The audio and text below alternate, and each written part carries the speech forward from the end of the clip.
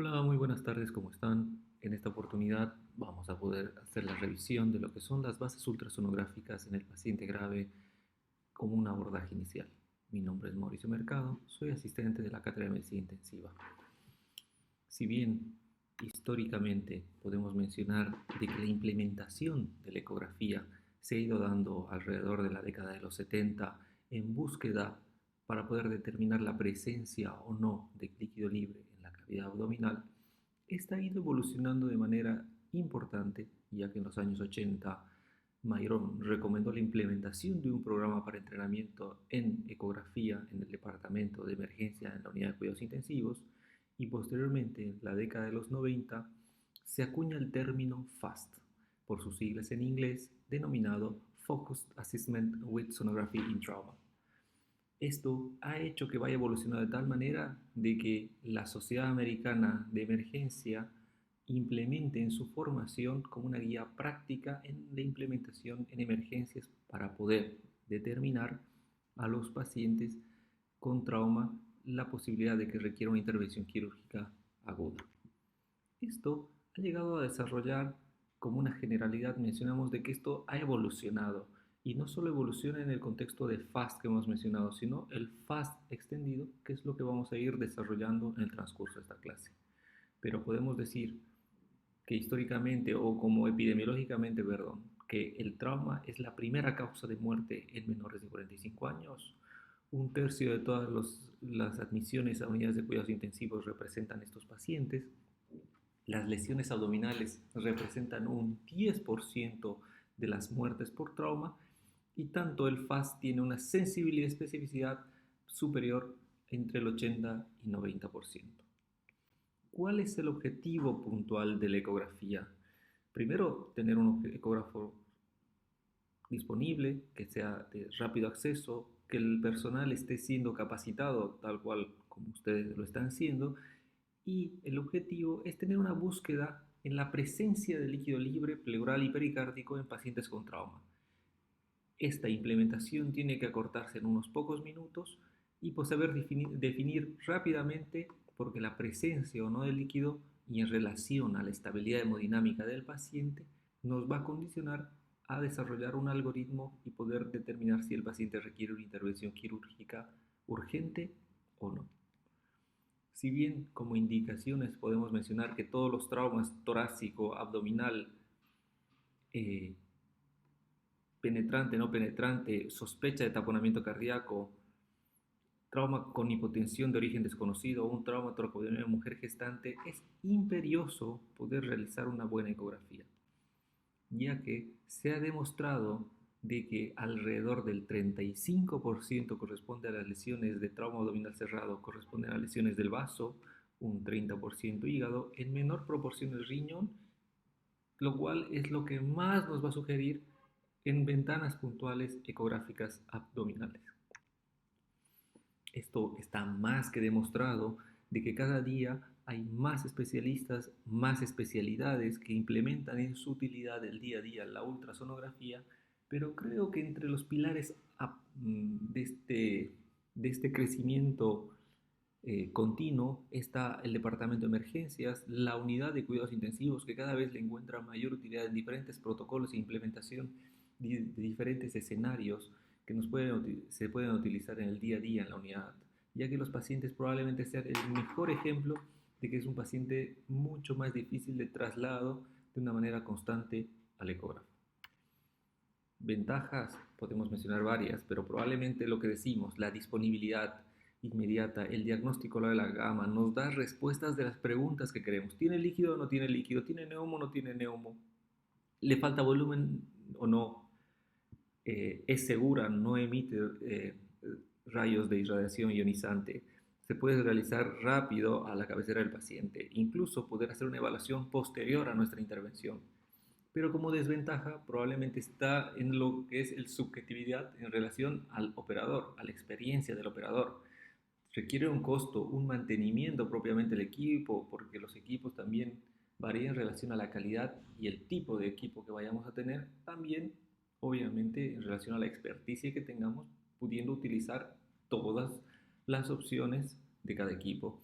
y obviamente la formación de cada persona y el interés que le tenga de la implementación y el desarrollo de esta tecnología.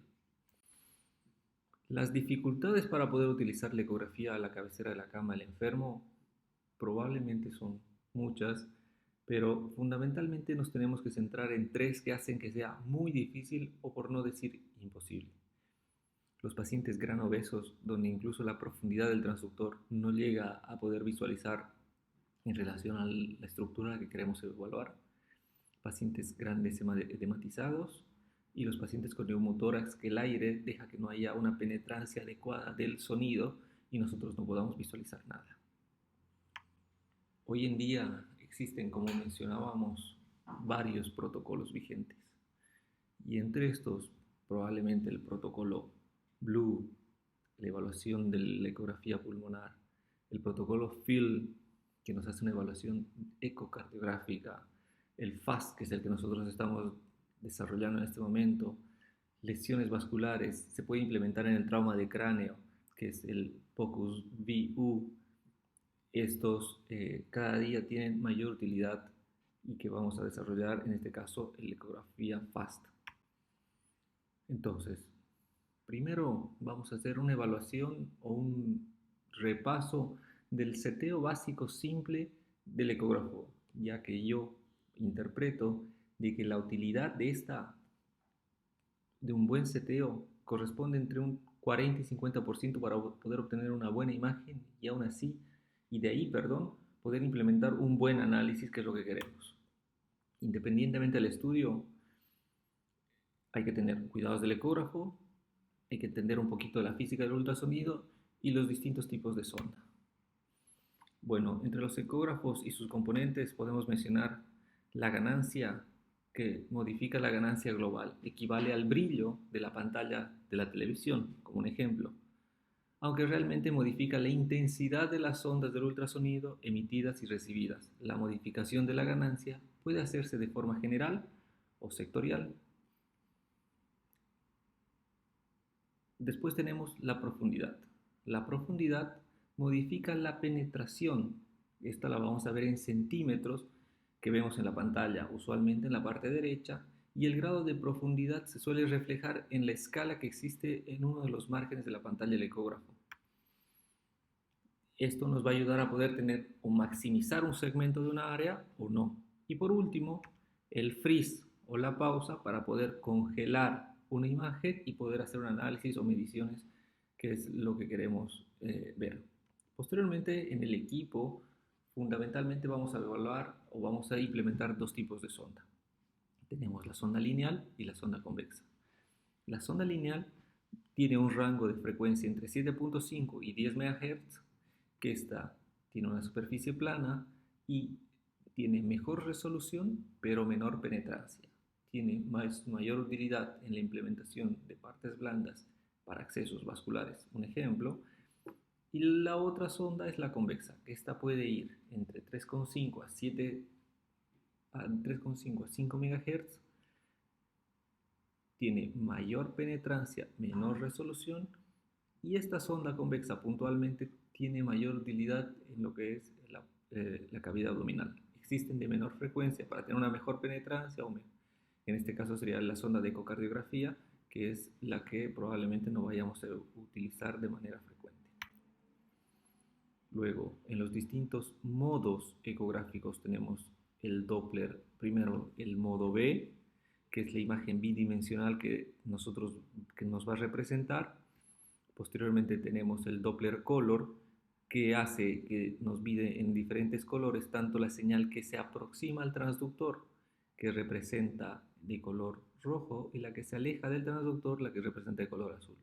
El modo Power Motion, que es de color, como ustedes ven en esta imagen, de color amarillo, que nos muestra flujos son señales de bajo flujo. Y por último, el Doppler espectral, que es similar al Doppler Color, donde nosotros vamos a colocar la muesca de la línea para poder ver el flujo, y si esta es positiva, representa a que la señal se acerca al transductor, y si es negativa, es aquella que se aleja del transductor. Si bien como hemos mencionado, la ganancia general es importante, es también importante tomar en cuenta y considerar la ganancia sectorial, ya que un buen seteo de los diferentes niveles de profundidad de la ganancia sectorial puede ayudarnos a tener imágenes no tan hiperecogénicas como imágenes no tan hipoecogénicas, con el objetivo de poder variar en relación a obtener una imagen adecuada isoecogénica como representa el hígado como un contexto o como un concepto general.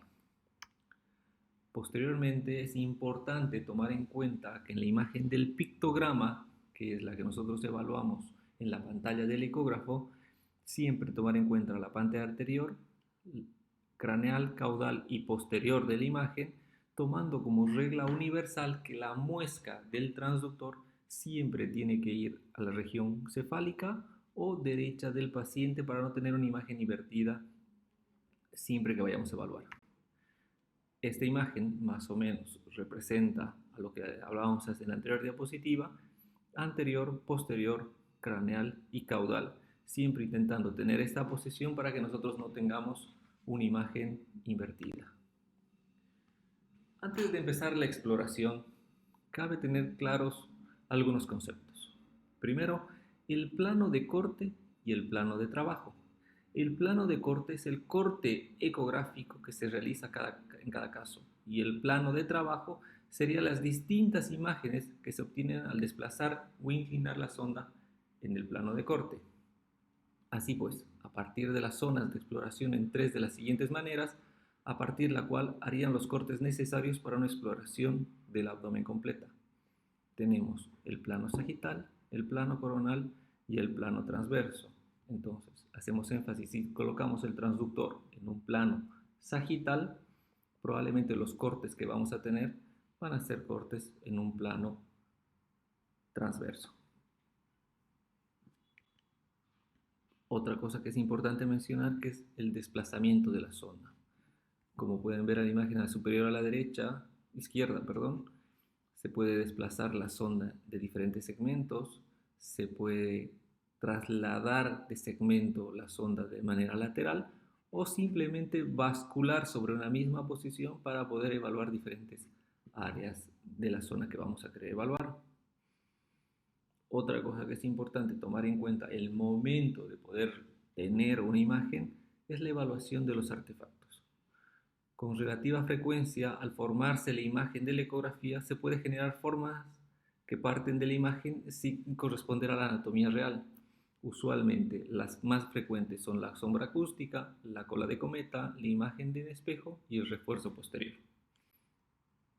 La sombra acústica es el haz del ultrasonido que choca con una superficie altamente refractante que rebota todos los ecos.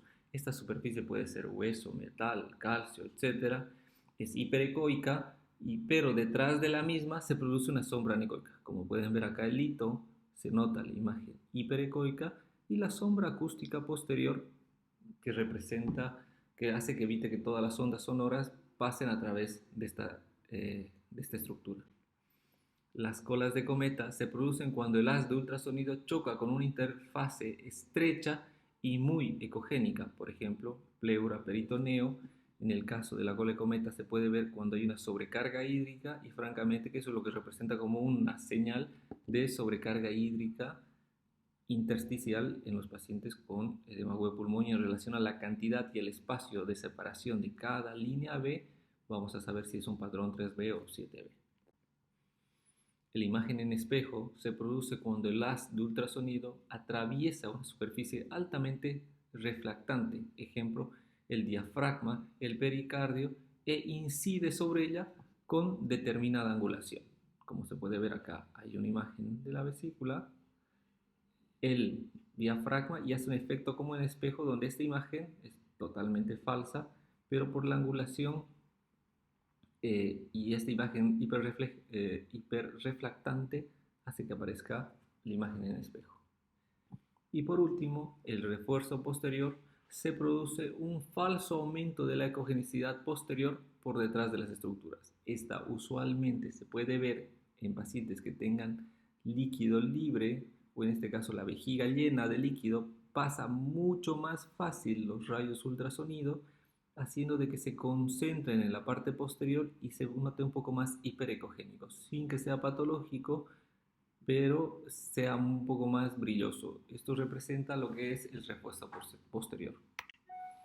Si bien la implementación del ECOFAS se ha dado mucho énfasis e hincapié en los programas del ATLS, ya que ellos hablan de lo que es el ABCDE en la evaluación general, Airway, Breathing, Circulation, Disability y Exposure, probablemente el ECOFAS haga énfasis e hincapié en lo que corresponde en la circulación, que es donde nos va a poder ayudar a evaluar. Ahí el protocolo RUSH, que lo vamos a mencionar un poco más adelante, que es la evaluación del paciente en shock, pero de no causa traumática, pero que también es importante tenerlo en cuenta para poder asociar patrones ecográficos con clínicos. Al final de esta clase, ¿qué es lo que queremos? Que de una manera muy precoz y rápida ustedes tengan la capacidad de poder determinar o diagnosticar un hemoperitoneo, un hemopericardio, un neumotórax o un neumotórax. ¿Cómo? Usando las diferentes ventanas ultrasonográficas en los pacientes de trauma. ¿Cuáles son estas ventanas? Tenemos el FAST y el FAST extendido. El FAST, de manera inicial, mencionaba 4 ventanas. Los dos flancos, o los dos hipocondrios, perdón, el subsifoideo para evaluar pericardio y la región suprapúbica para evaluar líquido libre en la cavidad, en el saco de Douglas. Ahora, esto se incrementa ¿en qué sentido? Las mismas 4 ventanas que habíamos mencionado, solo que se agrega la base pulmonar bilateral para poder determinar presencia de líquido libre en el espacio pleural, la parte anterior del tórax para ver la funcionalidad de la pleura para hacer diagnóstico de neumotórax y una evaluación adecuada del corazón. Entonces, algo que es importante tomar en cuenta, que cuando nosotros vamos a hacer la evaluación en el cuadrante superior derecho o izquierdo, en este caso sea la zona que vamos a ubicar, ponerla de una manera lineal y no oblicua para que no se superpongan las estructuras, lo que hemos mencionado, y nosotros o no podamos visualizar de manera adecuada, en este caso que vamos a hablar del cuadrante superior derecho, del espacio de Morrison. Visualizar el espacio de Morrison o el espacio hepatorrenal, que es el que corresponde, es el sitio más frecuente para detectar hemoperitoneo. El transductor para corte sagital se ubica en una línea media axilar derecha entre el 11º y 12º espacio intercostal. Bueno, entonces lo que hacemos nosotros es colocar el transductor, basculamos ligeramente con el objetivo de ¿qué? De poder encontrar de esta manera el diafragma y el espacio esplenorrenal. Perdón, hepatorrenal, que es un espacio virtual que es entre el hígado y el riñón. ¿Cuál es el objetivo? El objetivo es poder determinar que este espacio se separe en el caso de presencia de líquido, como se puede ver de manera muy escasa en esta imagen, y probablemente en esta otra imagen donde se ve totalmente separado en un hemoperitoneo masivo, que es algo que nosotros rápidamente podemos diagnosticar. Posteriormente hacemos la evaluación del espacio contralateral, que en este caso sería el cuadrante superior izquierdo. El cuadrante superior izquierdo se visualiza del receso esplenorrenal y se coloca el transductor en la línea axilar posterior izquierda entre el espacio intercostal entre el 9º y 10º espacio. La línea media se puede identificar el cuerpo del páncreas con la presencia de fluido peripancreático en conjunto con fluido, el espacio retrocólico a lo largo del colon ascendente y descendente, que es el diagnóstico de ruptura pancreática. Esto es mucho más difícil, pero probablemente nosotros nos limitemos a poder identificar este espacio, identificando el vaso y el riñón. Entonces, es importante tomar en cuenta que el diafragma, y podemos encontrar la región basal del pulmón izquierdo. Entonces, nosotros basculamos la posición entre el 9º y 10º espacio intercostal, siempre es un poquito más posterior para visualizar el lado izquierdo y como pueden ver en el video, la parte superior, vemos francamente un espacio totalmente normal, pero a diferencia en el video en la parte inferior donde sí se ve subdiafragmático y en el espacio espleno-renal líquido libre. Y no, otra imagen que pueden visualizar acá es francamente un trauma esplénico severo donde toda la cavidad peritoneal está inundada de hemoperitoneo. Algo que también pues, ustedes pueden visualizar no solo es el vaso, sino visualizar el diafragma y la presencia de líquido libre en el espacio supradiafragmático, que en este caso es la presencia de líquido libre en el espacio pleural. Para poder encontrar o ubicarnos tomográficamente, lo que evaluamos, como pueden ver a la derecha, es el espacio, el receso hepatorrenal, y a la izquierda, y de color verde o amarillo, no se distingue bien, es el espacio espleno renal. Otra de las ventanas que vamos a evaluar y visualizar es la ventana suprapúbica. Esta se ubica en el fondo del saco recto uterino o el recto vesical y se efectúa por la parte transversa y se coloca por unos 4 centímetros por encima de la sínfisis del pubis, el transductor basculado hacia la parte del fondo del saco de Douglas y se realiza un barrido del transductor hacia abajo para obtener y visualizar una vista coronal y ambos lados de la. ¿Cuál es el objetivo? Longitudinal, transversal pelvis y vistas suprapúbicas se obtiene una colocación del transductor justo por encima de la pubis. La sínfisis en plano transverso, la vejiga debe estar a la vista como bien circunscrita, una estructura anecoica en la línea media de la pelvis y el saco de Douglas o vesículos rectales es superior a la próstata o el cuello uterino. Como pueden ver en la parte posterior se ve el refuerzo cuando la vejiga está llena y la parte anterior. Esto es importante tomar en cuenta cuando en este caso se puede visualizar porque la vejiga está llena, pero a veces la vejiga puede estar vacía y sí saber distinguir entre la vejiga y el líquido libre. Acá ustedes pueden ver una vejiga que está llena y el recto en un lateral derecho. La evaluación puede ser lateralizada, basculando de manera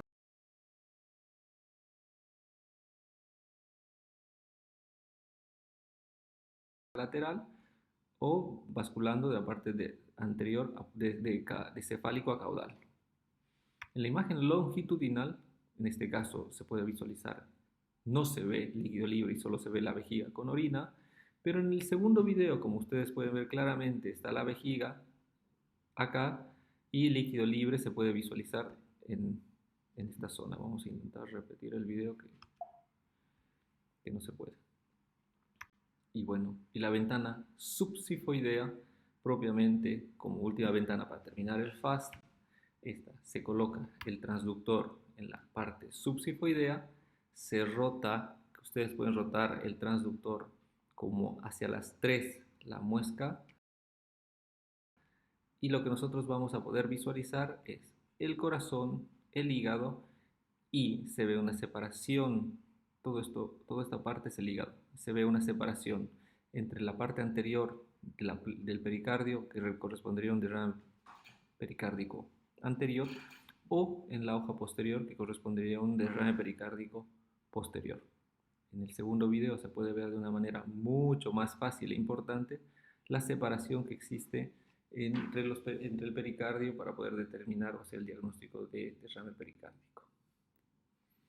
En la primera imagen ustedes claramente pueden visualizar de que no se visualiza derrame pericárdico, a diferencia en el segundo video donde incluso hace un desplazamiento, a pesar de que es en menor cantidad, un movimiento ligeramente paradojal del pericardio.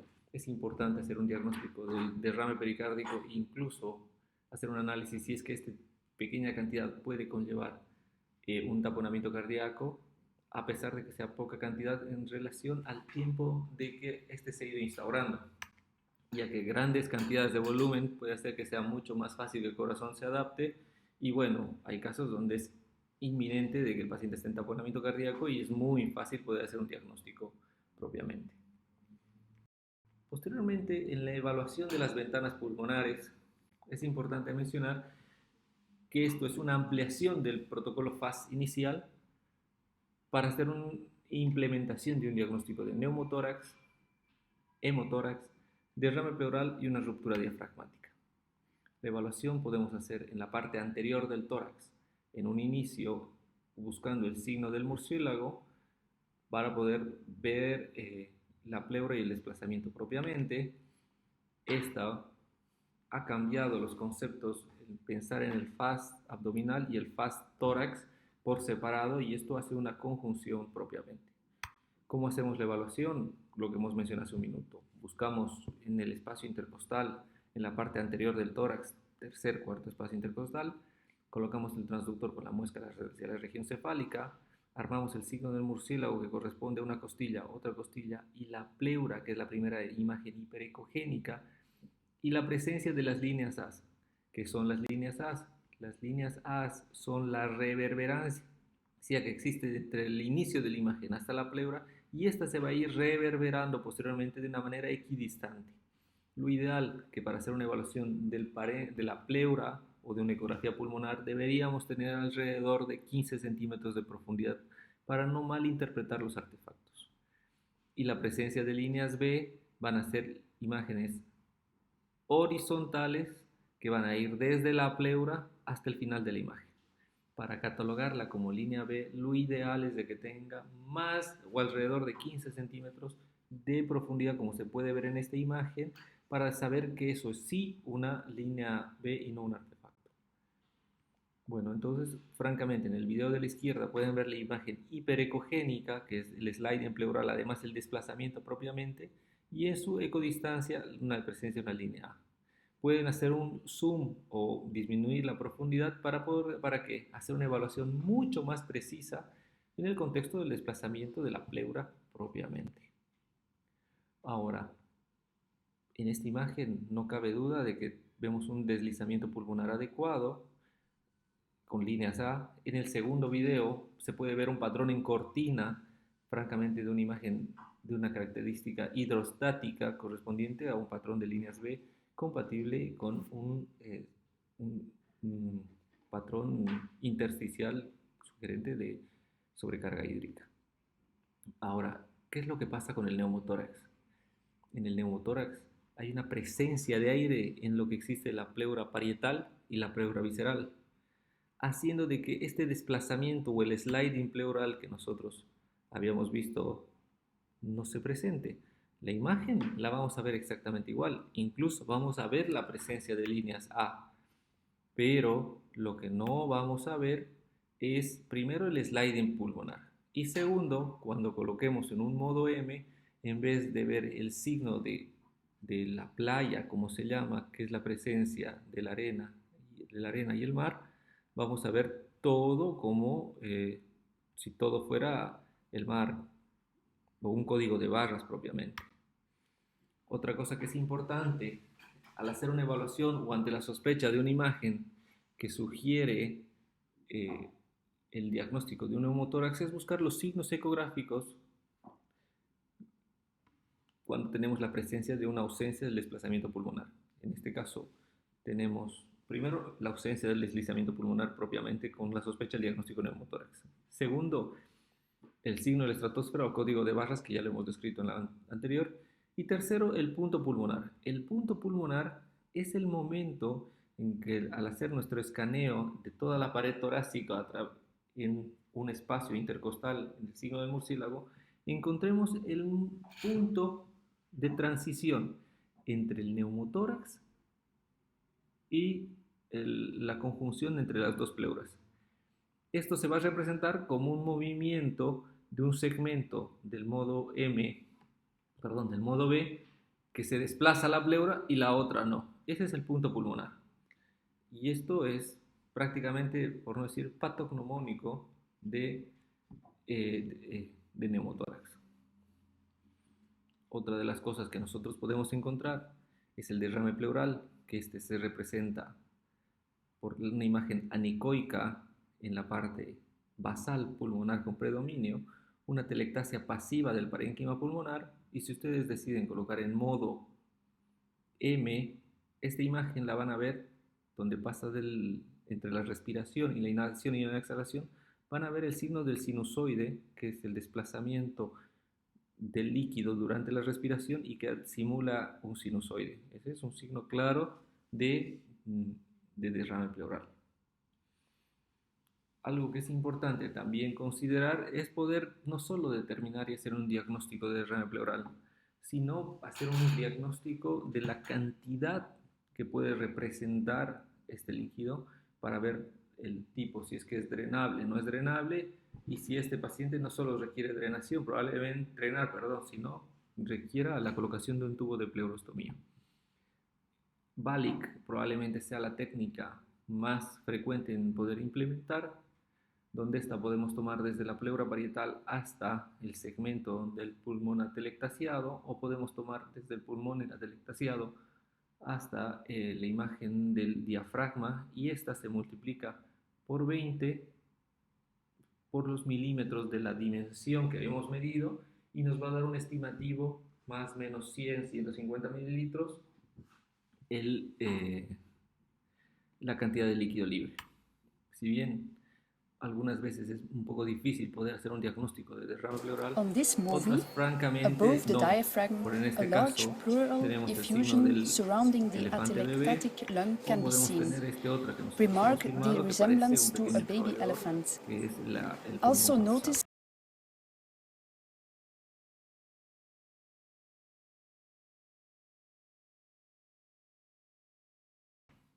¿Qué dice la evidencia en la implementación de la ecografía pulmonar en diferentes artículos? Pues probablemente tenemos un derrame pleural que tiene una alta sensibilidad y especificidad. Las consideraciones pulmonares, de igual manera que no hemos mencionado imágenes porque probablemente esto sobrepasa el objetivo del capítulo o del tema. Síndrome intersticial está altamente, tiene una sensibilidad y especificidad comparado, incluso todos estos estudios son comparados con tomografía, diagnóstico de neumotórax y muy alta sensibilidad en el diagnóstico del neumotórax oculto. Bueno, para concluir en relación al EFAST, podemos decir que como ventaja es una herramienta para predecir la necesidad de intervención quirúrgica, tiene una alta sensibilidad y especificidad, como hemos mencionado, muy fácil y rápido de poder implementar, se aplica durante la reanimación sin necesidad de un traslado innecesario al paciente, y como es una técnica no invasiva que solo le da una fortaleza. Como desventaja es poco útil en pacientes obesos, no identifica el sitio exacto del daño porque podemos ver la presencia de líquido libre en cavidad abdominal, pero no sabemos si es que esto a qué corresponde. Puede haber una interposición de gases o enfisema subcutáneo, siendo que sea muy difícil poder hacer la evaluación. Y como en todo, es explorador dependiente y en relación al grado de experiencia que contempla el mismo. Entonces, hay varios estudios de lo que representa la implementación de la utilidad con alta sensibilidad y mejor especificidad. Estudios que se han hecho con miles de pacientes, donde en algunos casos ha mejorado esta sensibilidad a medida que esto se ha ido utilizando, haciendo comparación en pacientes que se han requerido la parotomía exploratoria. Y por último, o no por último, perdón, en este caso tenemos este estudio donde compara el drenaje, la punción de líquido peritoneal con ecografía, y se ve de que se haga o no se haga la presencia de líquido o la ecografía, ha mostrado que la ecografía era mucho más sensible que la lavado peritoneal diagnóstico. Entonces, como algoritmo podemos mencionar, o sea, el paciente con trauma, se le hace una ecografía. ¿Es positivo? Si está estable, se puede realizar una tomografía. Si el paciente está inestable, tiene que ir directo a quirófano o coordinar entre los cirujanos para una intervención quirúrgica. Si el FAST es negativo y el paciente está estable, hay que observar y eventualmente realizar una tomografía. Pero si el FAST es negativo y el paciente está inestable, tiene sangrado, será extraabdominal, será retroperitoneal, requerirá intervención quirúrgica, probablemente sean las preguntas que nosotros tengamos que hacernos. Eso es en relación al contexto y la evaluación del ECOFAST. Ahora, lo que les mencionaba, el RUSH. que es la evaluación puntualmente en lo que corresponde la evaluación de tres grandes grupos. Ellos hacen la evaluación de la bomba, que es el corazón, la evaluación del tanque, que en este caso sería la evaluación de la ecografía pulmonar, y de los vasos abdominales y pélvicos, buscando pélvicos y de miembros inferiores, buscando causas que nos puedan diagnosticar el paciente está en shock y por qué está en shock.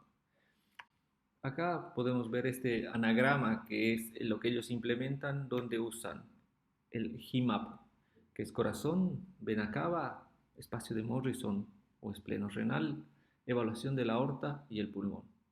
¿Por qué? Porque si el paciente tiene una falla cardíaca, tiene un tromboembolismo pulmonar, está con taponamiento cardíaco, es lo que nosotros podemos sospechar.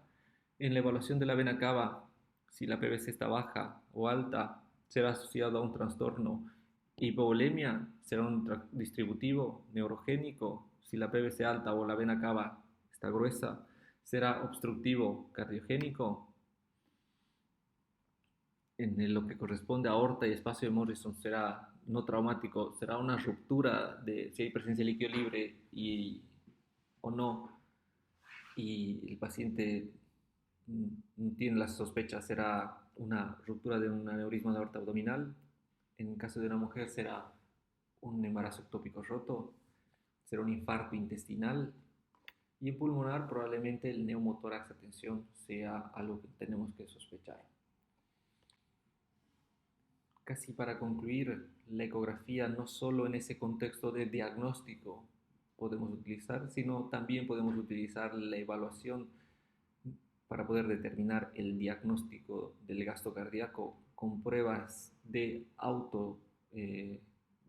autotransfusión, como llama, de elevación pasiva de las piernas o no, calculando el flujo carotídeo o el flujo aórtico según la ventana de la experiencia del operador, el tipo de ecógrafo, donde hay una variabilidad mayor entre el 15 y 20% entre el pre y post prueba, nos pueda sospechar de que el paciente se encuentra en diferente etapa de la curva de Frankenstein en el contexto de su reanimación. La ecografía también puede implementarse en los accesos vasculares ecoguiados, ya que se ha demostrado que la tasa de complicación va entre el 6 y 19% en la utilización de los reparos anatómicos versus la implementación de la ecografía para esta técnica. Siempre considerar de que los accesos vasculares ecoguiados puede ser mucho mejor en pacientes muy obesos, donde el paciente requiere mucha intervención de varios operadores a la vez para poder hacer un procedimiento mucho más rápido y mucho más seguro. Y tercero, en relación a la experiencia y los nervios del operador. No voy a comparar a un médico intensivista de probablemente 10 años de mucha experiencia en la emergencia con una persona que está en la etapa inicial de su formación, donde le cueste y requiera mucho más tiempo en poder colocar un acceso venoso central. Y no conforme con eso, mencionar que alrededor del 9% de los pacientes tiene una posición anómala de la vena yugular que hace prácticamente imposible la colocación del acceso a través de los reparos anatómicos. Bueno, concluimos bajo este pincelazo que les he dado sobre la implementación de la ecografía en el departamento de emergencias, y creo que ustedes van a concluir conmigo de que es una herramienta accesible, portátil, no invasiva, confiable en el diagnóstico de la presencia o ausencia de líquido libre abdominal.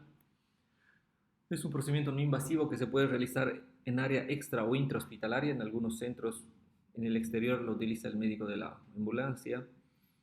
Y como han podido ver en el transcurso de la clase, es muy fácil poder interpretar y la curva de aprendizaje es bastante corta.